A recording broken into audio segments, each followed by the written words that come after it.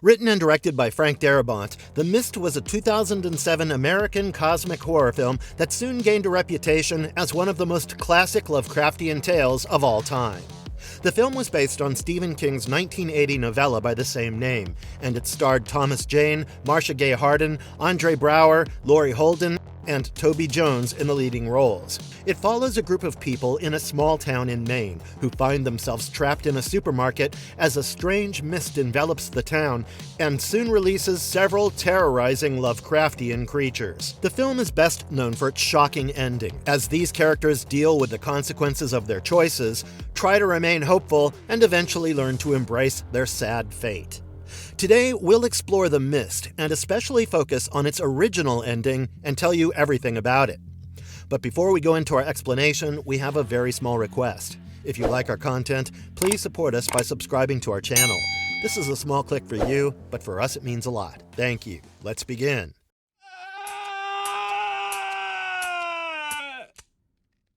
Setup: the world of The Mist. While The Mist was supposed to be a monster movie, it interestingly shed a whole new light on how ordinary humans might deal with extreme circumstances. Darabont also made the bold move of changing the original novella's ending, a decision that was made with Stephen King's full support. The story begins with a severe thunderstorm in the town of Bridgeton, Maine, which causes a tree to crash through David Drayton's lakeside home, where he lives alongside his wife Stephanie and son Billy. While David and Billy soon accompany their neighbor, Brent Norton, to their local town to get some supplies, they seem unaware of the fact that a mysterious mist has started descending upon the entire town. They even end up passing by some military convoys and finally make their way to the supermarket, where they're trapped alongside other residents such as Dan Miller, Mrs. Carmody, and bagger Norm. While Norm tries to fix the store's generator, he ends up getting attacked by a tentacled creature while the other survivors barricade the supermarket and try to remain safe.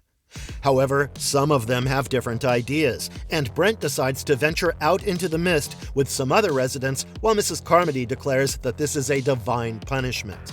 In the meantime, David teams up with teachers Irene Repler and Amanda Dunphy to maintain some decorum, but all hell breaks loose when giant flying insects break through the windows and kill several residents. Meanwhile, Mrs. Carmody survives the attack while praying, and many residents soon believe in her religious fanaticism as she capitalizes on their fear to gather more followers. She soon escalates things to a point where she suggests human sacrifices to appease the monsters, while David heads out with a group of residents to find medical supplies.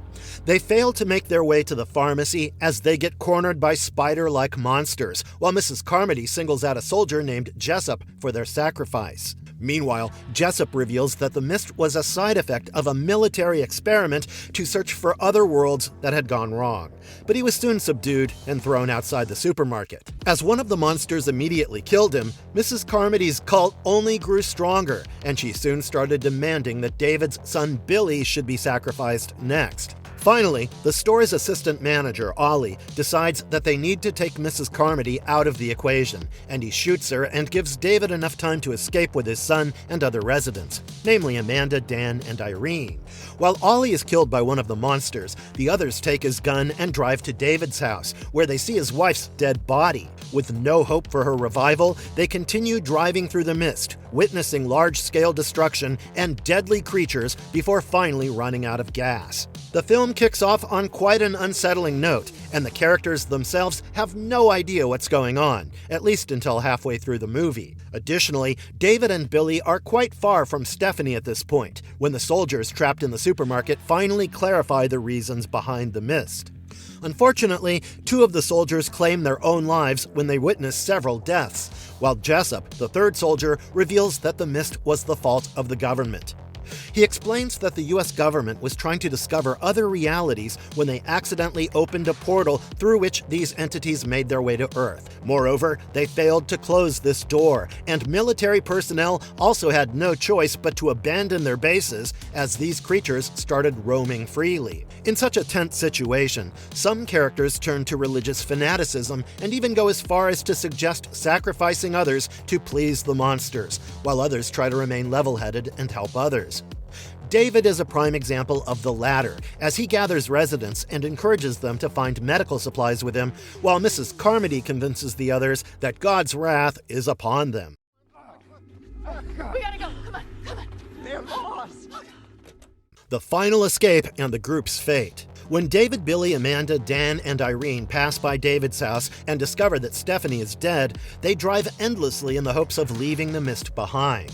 Unfortunately, they run out of gas before this and even encounter a giant monster who is most likely going to kill them all as soon as they stepped out of the car. In this tough situation, they decide that it's better to end their lives in the car, and David bravely picks up Ollie's gun and shoots the others, including his son, before finally raising the gun to his own head. As he pulls the trigger only to realize that the gun is out of ammo, he immediately rushes out of the car and screams out loud in the hopes that one of these monsters will put him out of his misery. After having lost his wife and son, he doesn't have much to live for, and he continues yelling until the army finally comes to his rescue, while the mist also starts clearing up. In a horrifying finale, David realizes that he had killed his son as well as the others in vain, and that the entire situation was quite close to resolving itself. The group meets a sad fate, while David puts himself through the brave yet traumatizing act of killing everyone around him for their own safety, only to realize that they could have all survived if they had just waited for one more minute.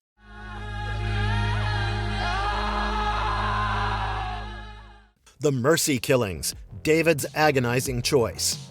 However, there was no way for David to know what would happen, and they truly believed they had no means of escaping the mist. After pulling the trigger on his sleeping 8-year-old son and 3 residents, David decided that he could no longer live even after the gun ran out of ammo. In fact, he even ran out of the car in the hopes that one of the monsters would consume him when the mist started dissipating, and the U.S. Army soldiers began exterminating the creatures.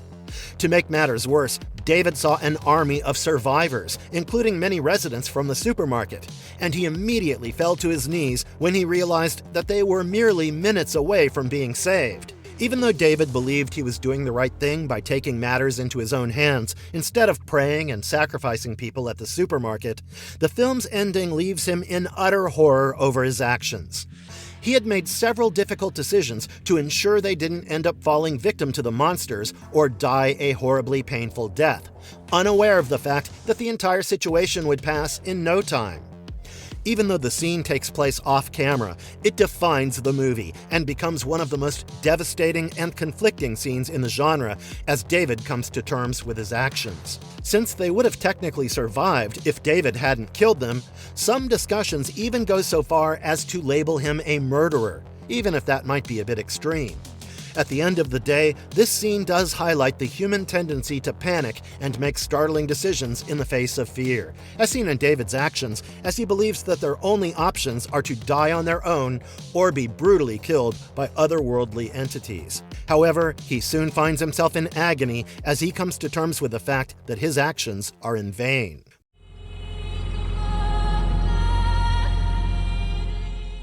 The twist. Rescue arrives too late. The film's final twist truly catches everyone off guard, as viewers believe that having to kill his own child after accepting that his wife had died might be the toughest thing that David would have to do.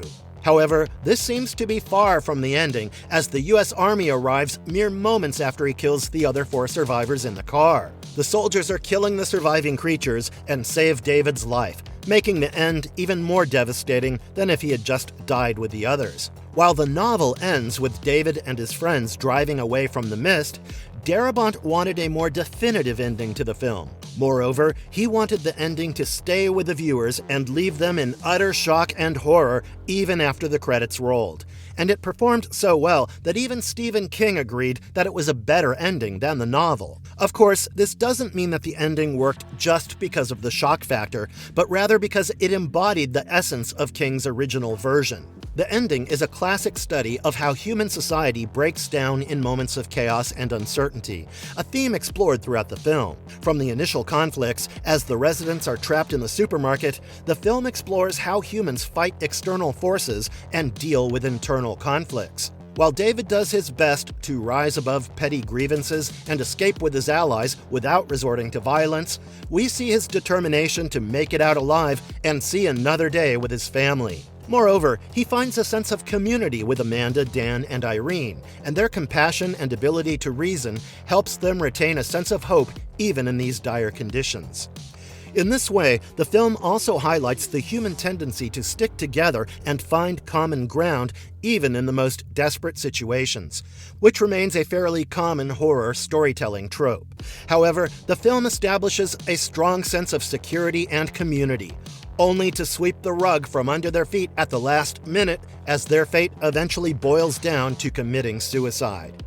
As they accept their defeat and surrender to the circumstances, their suicide soon turns into murder as David bravely pulls the trigger on every last one of them before finally realizing that it was all for nothing and that they could have all easily survived. Darabont especially deserves praise for developing these strong characters, only to finally highlight the fragility of the situation.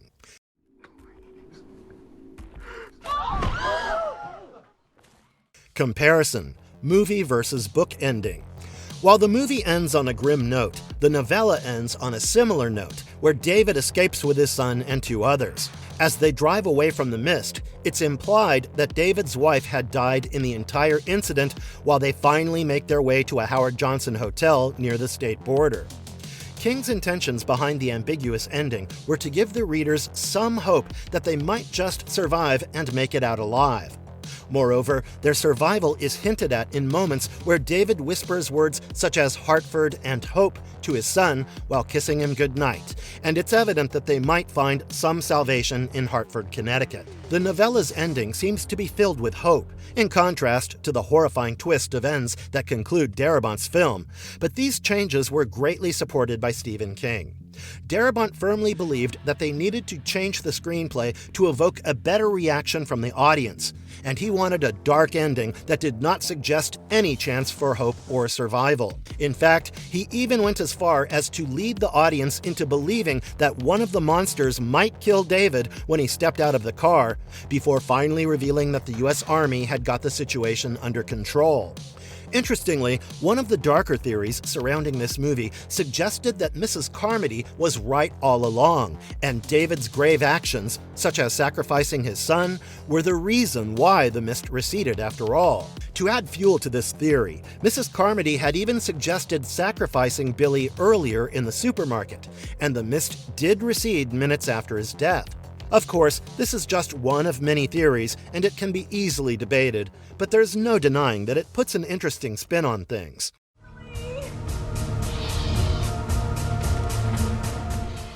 Themes, interpretations, and legacy. At the end of the day, The Mist's central theme revolves around human fear in the face of uncertainty and unknown forces.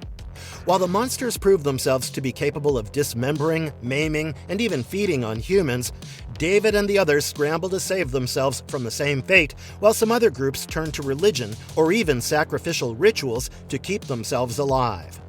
It also explores themes of survival and guilt, especially as David falls to his knees screaming as he accepts that his entire life is over now that he's lost his family. Moreover, the fact that he could have lived on with his son if he had only waited for another moment will continue to haunt him for eternity. Stephen King himself approved of this ending, especially since he thought that it was anti-Hollywood and nihilistic. While the film's ending might be scarring and traumatizing, there is no denying that Darabont made the right choice by sticking to his initial vision and going ahead with the ending that he had imagined.